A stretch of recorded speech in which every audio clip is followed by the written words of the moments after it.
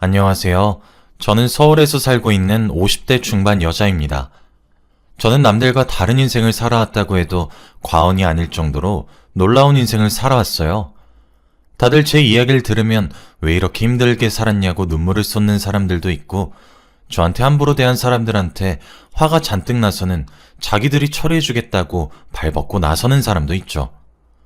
지금은 모든 상황이 다 끝났고 이렇게 시시콜콜하게 이야기할 수 있지만, 이 일이 일어났을 당시에는 전부 다 제 탓 같았고 너무 힘들었습니다. 여러분도 한번 제 이야기를 들으시고 객관적으로 판단해 주셨으면 좋겠어요. 저와 남편은 동업을 했습니다. 시작은 작은 사업이었지만 점점 잘 되었고 입소문이 퍼져서 기사도 몇 번 났죠. 그래서 저희 집안은 승승장구했었습니다.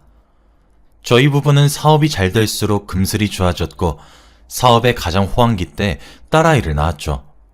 당연히 딸은 부족함 없이 키웠고 아주 잘 자라주었습니다. 그런데 딸이 중학생이 되고 나서부터 저희 사업이 조금 삐끗하기 시작했어요. 처음에는 늘 그래왔던 것처럼 잘 대처할 수 있다고 생각했지만, 그때는 평소와 달랐습니다.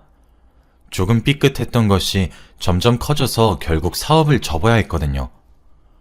그런데 저희 사업이 망하게 된 원인은 바로 남편의 욕심입니다. 저는 항상 욕심 부리지 말고 지금 주어진 거 안에서 열심히 하자는 주의였지만, 남편은 항상 꿈을 크게 가지고 있었어요. 그래서 항상 욕심을 내면서 투자도 과하게 하고 사업을 크게 부풀리는 데만 집중했죠. 다른 건 다 잘 맞았지만 그 부분에서는 사업하는 내내 싸움이 일어났습니다. 결국 저희 사업은 망하게 되었고, 한순간에 궁궐 같은 집에서 작은 원룸으로 가야 했죠. 집에는 압류 딱지가 덕지덕지 붙어 있었고 저희 집 분위기도 좋지 않았습니다. 매일같이 남편은 화를 냈는데, 남편은 화를 낼 때 항상 물건을 집어던지는 버릇이 있어요. 그럴 때마다 하지 말라고 말은 하지만 들을 리가 있나요? 버릇처럼 자연스럽게 물건에 손이 가는데 말이죠. 사업이 망하면서 남편이 화를 내는 일도 잦아졌고 집안에 물건을 던지는 일도 많아졌습니다. 그런데 그 물건을 던지면 큰 집에 있을 때는 저희가 방에 들어가거나 하면 됐지만, 작은 집으로 이사 왔으니 물건을 던지면 저와 딸이 다 맞을 수밖에 없었어요. 물건을 던지면 저와 딸은 그 물건에 맞아서 온몸에 상처가 가득했죠. 남편은 아랑곳하지 않았고 자신의 화가 풀릴 때까지 물건을 던지면서 화를 풀었습니다. 그리고 남편은 폭력까지도 했어요. 도저히 자신의 화를 주체할 수 없는지 물건을 던지다가 자기가 던질 물건이 없으면 저와 딸한테 손찌검을 했습니다. 그런데 더 무서운 건 술도 먹지 않은 맨정신으로 말이죠. 이 사람이 드디어 미쳤다고 생각했습니다. 딸은 유치원생인 어린 나이에 남편에게 폭력을 당하면서 살아야 했고, 저는 옆에서 미친 듯이 말렸죠. 저는 얼굴이 피투성이가 되면서까지 딸을 때리는 남편을 말렸고, 남편은 결국 화를 참지 못하고 집 밖으로 나가면 상황이 종료됩니다. 남편이 나가면 딸을 안고 엉엉 울었어요. 미안하다고 하면서 말이죠. 저는 그렇게 몇 개월을 살다 보니까 술 없이는 잠에 들지 못하는 사람이 되고 말았습니다. 매일같이 술을 한 잔 두 잔씩 먹다 보니 하루에 소주 3병을 먹지 않으면 안 되는 사람이 되었죠. 그리고 과거에 행복했던 날들을 떠올리면서 현실에서 살기 싫다는 생각까지 하게 되더라고요. 저는 병원에서 알코올 중독과 우울증이 아주 심각하게 왔단 소리를 듣게 되었습니다. 당장 지금부터 약물 치료와 상담 치료를 해야 한다고 했죠. 결국 정신병원을 다니면서 저는 치료를 받기 시작했습니다. 그런데 남편은 아직 사업 욕심을 놓지 못했는지 저한테 다시 사업을 해보자고 제안하더라고요. 그때 저는 과거로 돌아가고 싶다는 생각이 너무 강했고, 혹시라도 사업을 한다면 예전과 비슷한 삶을 살 수 있을 것 같아서 그러자고 했어요. 전 옛날의 집이 너무 그리웠고, 다시 사업을 운영한다면 남편이 더 이상 딸과 저를 폭력하지 않을 거라고 생각했거든요. 정말 다행히도 새로 시작한 사업도 정말 잘 되었습니다. 이번은 남편한테 욕심을 부리지 말자고 매일같이 말을 했어요. 그리고 집도 이사를 했고 가족 분위기도 좋아졌습니다. 물론 남편의 본 모습을 저와 딸은 알고 있으니까 마냥 남편을 편하게 대하진 못했지만요. 아무튼 저희 부부의 금슬은 다시 좋아졌고 둘째 아들까지 낳게 되었죠. 정말 열심히 키울 거라고 생각했고 저는 아이를 키우면서 사업에 조금씩 손을 떼고 있었습니다. 남편 혼자 해도 잘할 거라고 믿었거든요. 그런데 그건 저만의 아니란 생각이었습니다. 남편은 제가 사업에 손을 떼자마자 자기한테 잔소리할 사람이 없다고 생각했는지 바로 사업 확장을 시작했어요. 처음엔 잘 되는가 싶더니 결국 다시 망하고 말았습니다. 2번의 사업 실패로 집에는 빚만 잔뜩 쌓였죠. 아들은 이제가 태어나서 기저귀값과 분유값만 해도 장난 아닌데 저희 가족은 옛날보다 더 좁은 집으로 이사를 가야 했죠. 저는 그날 남편한테 미친 듯이 화를 냈습니다. 한 번도 언성을 높이면서 남편한테 바락바락 화를 낸 적이 없었던 저였는데 2번의 사업을 말아먹으니 도저히 이성을 붙잡을 수 없겠더라고요. 지금 먹여 살려야 할 아이가 둘이나 되는데 책임감 없이 자기 욕심대로 하는 남편을 보고 정말 많이 실망했습니다. 그런데 제가 화를 내면 가만히 듣고 있을 남편이 아니죠. 남편은 제가 화를 내면 그것보다 더 세게 화를 내면서 저한테 폭력을 휘둘렀습니다. 저는 남편한테 맞으면서도 할 말은 다 했어요. 인생 처음으로 남편과 그렇게 크게 싸워보았습니다. 결국 이웃집의 신고로 경찰이 들이닥쳤고 그렇게 저희의 싸움은 끝이 났죠. 저는 화를 주체하지 못하고 집을 나가려 짐을 싸는데 그때 방구석에서 자기 동생을 감싸 안으면서 조심스럽게 울고 있는 딸의 모습을 보았습니다. 정말 마음이 아파왔지만 그때 저는 누군가를 먼저 생각할 겨를이 없었어요. 당장 이 남자와 이혼을 하고 싶다는 생각뿐이었거든요. 그날 저는 최소한의 짐만 챙기고 집을 나가서 친정댁으로 갔습니다. 그런데 며칠이 지나도 남편한테 연락이 오지 않더라고요. 아이들은 잘 지내고 있는지 혹시라도 저를 찾지는 않을까 싶어 집에 가볼까도 100번도 넘게 고민했지만 그때 저는 왠지 모르게 자존심을 세우고 싶었어요. 절대 먼저 연락하지도 찾아가지도 않았습니다. 그런데 얼마 후 저희 집에 우편물이 오더라고요. 우편물을 열어보니 바로 고소장이었습니다. 이혼소송이었어요. 그런데 내용을 열어보니 정말 가관이었습니다. 아이들이 직접 자필로 쓴 증거서류가 있었거든요. 아이들이 쓴 내용은 제가 다른 남자를 만나고 있고 자신들을 버리고 집을 나갔다는 내용과 자기들을 폭력하고 화를 내면 물건을 집어던진다는 진술서가 있었습니다. 유치원생인 딸이 하나하나 글을 써내려가면서 이 이야기를 썼다고 생각하니까 너무 충격적이었어요. 아직 한글도 모르는 아이가 스스로 이 글을 써내려갔다고는 절대 생각 못했죠. 당연히 남편이 시킨 거라고 생각했습니다. 너무 충격받고 딸한테 배신감이 들긴 했지만 이해하려고 했어요. 그런데 이미 고소장에는 제가 가해자였고 남편이 피해자였습니다. 그리고 합의금을 요구하는 내용이었죠. 제가 도대체 뭘 잘못했다고 이렇게까지 하는 걸까요? 그런데 제가 거기서 할 수 있는 건 없었습니다. 이미 아이들이 썼다고 하는 글 때문에 제가 가해자인 것이 거의 확정이 분위기였거든요. 변호사들도 다 저를 변호하는 것을 거부했고 저는 아이들이 쓴 진술서 때문에 결국 가해자가 되고 말았습니다. 그리고 그때 아이들 앞에서 접근금지 명령도 받고 말았어요. 남편이 혼자 아이들을 양육하고 저는 아이들 근처에 얼씬도 할 수 없었습니다. 너무 억울하고 화가 미친 듯이 났어요. 그런데 아무도 제 말을 안 믿어주고 제가 아이들을 때리는 폭행범으로 봅니다. 저는 결국 혼자 남겨졌고 아무한테도 의지할 사람 없이 악착같이 버텨야 했어요.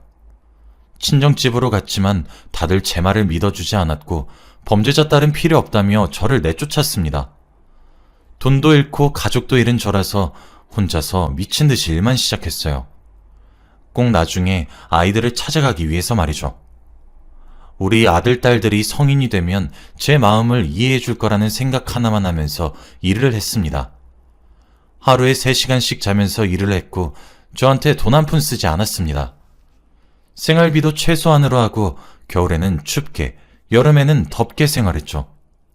그렇게 약 20년을 살았던 것 같습니다. 그동안 아이들의 소식은 전혀 듣지 못했고 죽었는지 살았는지 어디서 뭘 하고 있는지 하나도 모릅니다. 왜냐하면 전 남편과 단 한 번의 연락도 하지 않았거든요. 늘 밤만 되면 20년 전 동생을 안고 혼자 겁먹은 채로 울고 있는 딸의 모습이 계속 떠올라서 당장 찾아가고 싶은 마음이 굴뚝 같았지만 딸과 아들을 데리고 오기 위해서는 제가 엄마의 모습을 갖춰야 했습니다. 그때 저는 돈도 얼추 모았고 이제 아이들만 데리고 오면 됐었죠. 그런데 어느 날 일을 하고 있는데 20년 만에 보는 번호로 전화가 한 통 걸려왔습니다. 바로 전 시어머니였어요. 20년 만에 그 이름을 보는데 심장이 벌렁벌렁거리고 숨이 잘 안 쉬어지더라고요. 저는 심호흡을 하고 조심스럽게 전화를 받아들었습니다. 20년 만에 들은 시어머니의 목소리는 여전히 똑같았어요. 그런데 저에게 놀라운 말을 했습니다. 애미냐? 너 얼른 네 아이들 데리고 가라. 둘이가 버거우면 큰딸이라도 데려가. 지금의 아빠가 딸 명의로 빚을 졌어. 더 있다가는 애들 둘 다 빚쟁이 될 것 같으니까 얼른 네 호적으로 옮기던지 데리고 가던지 해라. 정말 충격적인 말이었습니다. 저와 이혼을 하고 나서도 아직 사업에 미련이 남았는지 20년 동안 사업을 하다가 망하고를 반복했다고 하더라고요. 그리고 이제는 사업 자금도 없고 전 남편이 사업을 자주 망하게 한다는 것이 소문이 나서인지 투자도 안 한다고 합니다. 그래서 하면 안 되는 짓을 하고 만 거죠. 어떻게 아빠라는 사람이 자식들 명의로 대출을 받을 수 있나요? 저는 순간 그때 전 남편이 제정신이 아닌 사람이란 것이 떠올랐습니다. 제가 떠나고 셋이서 행복하게 살 것이라고 생각했지만 그건 저만의 착각이었어요. 그 사람은 딸과 아들에게 물건을 던지고 폭행을 하는 나쁜 사람입니다. 제가 그 사실을 놓치고 있었어요. 20년 동안 딸이 어떻게 살아왔는지 만나서 이야기를 들어야 했습니다. 저는 바로 전 시어머니에게 딸의 전화번호를 받았고 연락을 한 뒤 한 카페에서 만나기로 했어요. 처음에 카페에 가는 길에는 너무 설레서 미치는 줄 알았습니다. 20년 만에 보는 거라 어떻게 컸는지 너무 기대가 되기도 하고 드디어 저한테도 친구 같은 딸이 생기는 건가 하면서 좋아했죠. 카페에 들어갔을 때 딸을 못 알아볼 거라고 생각했지만 아니었습니다. 저는 한눈에 성인이 된 딸을 알아보았고 딸도 저를 알아보았죠. 저는 싱글벙글 웃은 채로 딸에게 이것저것 물어봤습니다. 어떻게 지냈는지, 지금은 뭐라고 지내는지, 남자친구는 있는지 등등 혼자 신나서 딸한테 조잘조잘 됐죠. 그런데 딸의 반응은 시큰둥했습니다. 무표정이었고 딱딱한 말투로 대답을 했거든요. 저를 딱히 반가워하지 않는 것 같았습니다. 저는 분위기를 파악했고 순간 저희 사이에는 정적이 흐르고 말았죠. 그렇게 10분이 넘는 시간 동안 저희는 아무 말도 하지 않았습니다. 그런데 딸이 입을 열었어요. 엄마, 왜 나 찾아왔어? 나랑 동생 버리고 그 남자랑 잘 살았어? 난 아직도 그날 엄마가 울고 있는 나랑 동생 버리고 집 나간 거 기억이 생생해. 20년 동안 엄마를 저주하면서 살았어. 나랑 동생을 악마 같은 아빠한테 버려두고 혼자 홀라당 도망가고 매일같이 엄마 부고 문자만 기다렸어. 제발 죽게 해달라고 악착같이 빌었다고. 다시는 나한테 연락하지 말고 찾아오지도 마. 난 지금도 엄마만 보면 화가 나서 미칠 것 같단 말이야. 딸은 이 말을 하고 자를 떴고 저는 잠시 벙쪄 있었습니다. 어떻게 이런 심한 말을 저한테 할 수가 있죠? 제 부고 문자를 기다렸다뇨. 딸은 카페에서 나갔고 저는 오해를 풀어야 했습니다. 카페에서 나간 딸을 뒤쫓아 나가 붙잡고 이야기했어요. 나 너희 버리고 도망간 거 아니야. 그때 네 아빠가 일부러 합의금 받으려고 너희 보고 자필로 진술서 쓰게 하고 접근금지령 받아서 못 왔던 거야. 그리고 지금은 내가 너희 데리고 가려고 온 거고. 내가 그동안 너희들 생각하면서 악착같이 돈 벌고 모았어. 이제 엄마랑 같이 집 가자, 응? 그런데 딸은 제 손을 뿌리치며 내가 미쳤어? 남보다 못한 엄마랑 같이 산다고? 차라리 죽으라고 해. 그리고 엄마 다른 남자 있었다고 말하는 게 그렇게 쪽팔려? 거짓말까지 하면서 우릴 속인다고? 이런 엄마 필요 없으니까 다신 내 눈에 띄지 마! 라고 하며 갔습니다. 솔직히 말하면 제가 찾아갔을 때 딸이 저를 반겨줄 줄 알았어요. 그런데 저만의 착각이었더라고요. 딸과 아들에게 저는 그저 자신들을 버리고 다른 남자와 같이 행복하게 산 엄마였습니다. 그리고 20년 동안 저를 저주하고 매일같이 죽길 기다렸다고 하니까 제 삶의 낙이 사라지더라고요. 저는 평생을 딸과 아들을 다시 데리고 오기 위해 일을 했고 버텼습니다. 그런데 한순간에 이렇게 무너지니까 아무것도 손에 잡히지 않았어요. 그리고 전 남편이 딸 이름으로 빚을 산더미처럼 부풀렸을 텐데 그걸 딸 혼자 감당하게 두고 싶지 않았습니다. 제가 죄를 지었다면 그 빚을 제가 다 감당하고 싶었어요. 하지만 남편이 빚을 졌다고 하니까 또 화가 나는 거 있죠? 저를 희대의 나쁜 엄마로 만들어 놓고 자기가 뒤에서 나쁜 짓 다 하고 다닌다니. 그 사람과 결혼을 선택했던 과거의 제 자신이 너무 한심하고 미웠습니다. 저는 결정해야 했어요. 아이들을 두고 혼자서 살아야 할지 아니면 전 남편에게 복수하고 오해를 푼 뒤 딸과 아들을 데리고 살아야 할지 말이죠. 그런데 고민의 시간은 딱히 길지 않았습니다. 저는 아이들을 간절히 원하고 있었거든요. 제 피부치 딸과 아이들이 없다면 저는 살아갈 이유가 없다고 생각했었습니다. 그래서 딸과 아들을 저희 집으로 데리고 와서 제가 먹여 살리기로 결정했어요. 어떻게 아이들에게 다가가야 할까 엄청난 고민을 했습니다. 이미 아이들은 제가 자신들을 버린 줄 알고 화가 나 있는 상태잖아요. 연락이라도 해볼까 했지만 오히려 그건 더 역효과가 날 것 같았고 찾아가려고 하니까 전 남편을 마주할까봐 거부감이 들었습니다. 그렇게 몇 주 동안 고민을 했던 것 같아요. 고민하는 내내 딸에게 전화를 할까 말까 망설였습니다. 그런데 어느 날 저희 집에 익숙한 사람이 서 있더라고요. 자세히 다가가서 보니 딸이었습니다. 딸이 저를 찾아온 적은 처음이었고 마침 딸에게 어떻게 다가가야 할까 고민을 하고 있던 터라 너무 반가웠죠. 그런데 딸의 표정이 좋지 못했습니다. 집으로 들여 이야기를 들어보니 전 남편이 딸의 명의로 산더미의 빚을 졌다는 것을 알게 되었다고 하더라고요. 그리고 그걸로 아빠한테 화를 냈는데 심하게 폭행을 당하고 집에서 쫓겨났다고 합니다. 결국 갈 곳이 없어서 돌아다니다가 생각나는 게 엄마밖에 없었다고 해요. 그리고 저한테 미안하다며 용서해달라고 울며 불며 사과하기 시작했습니다. 저는 딸을 꼭 껴안아주며 이제 여기서 살자고 같이 행복하게 살자고 다짐했어요. 20년 동안 못 먹였던 거 다 먹이고 싶었고 해주지 못한 거 다 해주고 싶었습니다. 딸 빚도 제가 갚아주고 둘이서 오순도순 행복하게 살려고 했죠. 그런데 어떻게 20년 동안 한 번도 만나지 못했던 사람이 같이 사는데 하루아침에 잘 맞을 수 있나요? 딸과 저는 하나도 맞지 않았습니다. 그것보다 딸이 전 남편의 버릇을 똑같이 가지고 있었죠.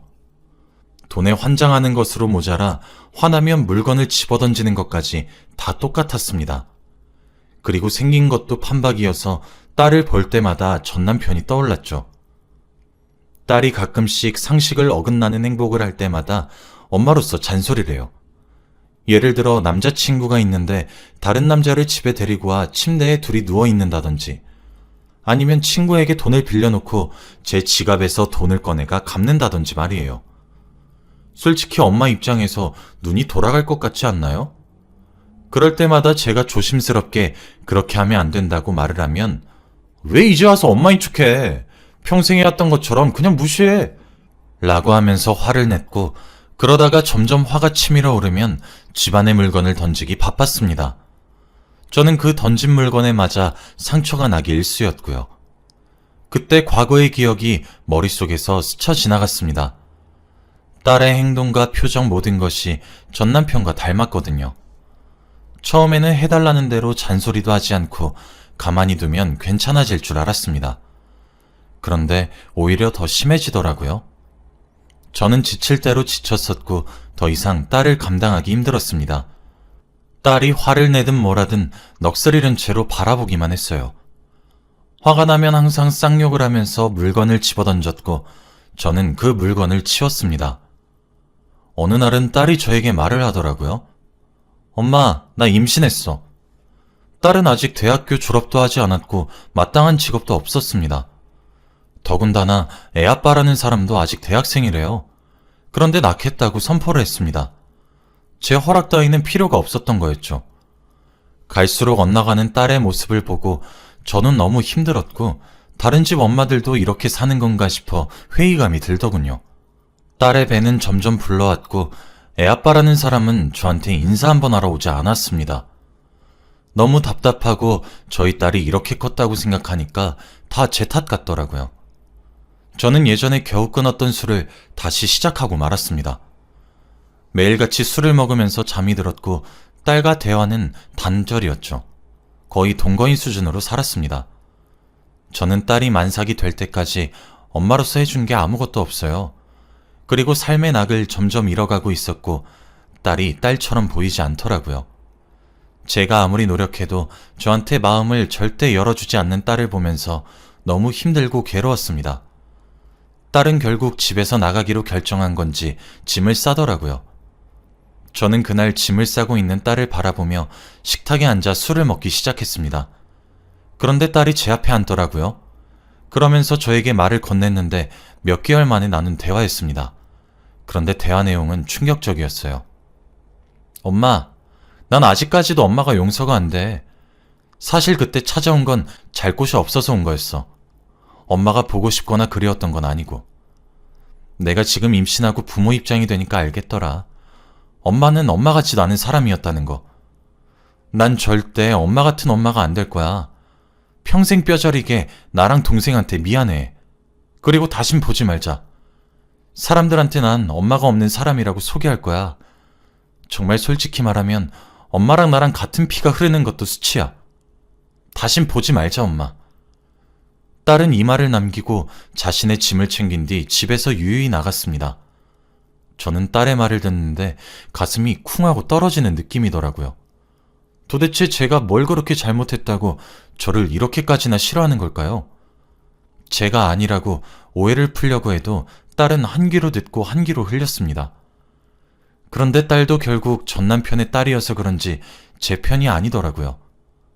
하는 행동에 말하는 거 하나하나 전부 다 그 사람과 똑같았습니다.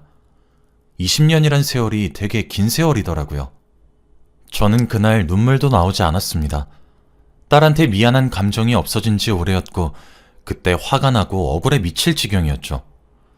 저는 딸과 아들이 없는 20년 동안 정말 힘들고 고되게 살아왔지만 마음속으로는 아이들을 볼 생각에 설레었어요. 그때는 그때가 제일 힘든 줄 알았지만 지금 생각해보면 아무것도 몰랐던 그때가 제일 행복했던 것 같습니다. 자식들에게 버림받으면서 사는 게 정말 못할 짓이더라고요. 저는 아무리 노력해도 되돌아오지 않는 딸의 마음을 다시 돌릴 힘이 없었습니다. 저도 기억 속에서 딸을 잊혀가며 살기로 결정했어요. 그날이 지나고 주위 사람들에게 많이 힘들어 보인다며 정신과 치료를 권유받았습니다. 그리고 치료를 받으면서 과거의 아픔을 조금씩 이겨나가고 있어요. 몇 년이 지난 지금은 정말 행복합니다. 예전에는 아이들을 위해서 돈을 벌었다면 이제는 오로지 저를 위해 돈을 벌고 있어요. 저한테 투자하기 위해서 말이죠. 지금은 자식들이 어떻게 살고 있는지 하나도 모릅니다. 궁금하긴 하지만 자신들이 어떻게 사는지 제가 알길 원하지 않을 것 같아서 알려고 하지도 않아요. 그리고 둘째는 군대를 전역하고 전 남편과 함께 산다고 하더라고요. 전 남편은 요즘 정신을 차리고 일용직을 한다고 합니다. 이 이야기는 오랜만에 전 시어머니가 연락이 오셔서 구구절절 말씀하셨어요. 지금은 과거의 이야기여서 이렇게 시시콜콜하게 이야기할 수 있지만 그 당시에는 생일 포기하고 싶을 정도로 힘들었습니다. 여러분도 자신들이 꼭 제 편일 거라고 단정짓지 마세요. 딸한테 배신감 많이 들었고 전 남편과 똑같은 행동을 하는 딸을 보고 정말 실망했습니다. 제 이야기는 여기까지예요. 들어주셔서 감사합니다.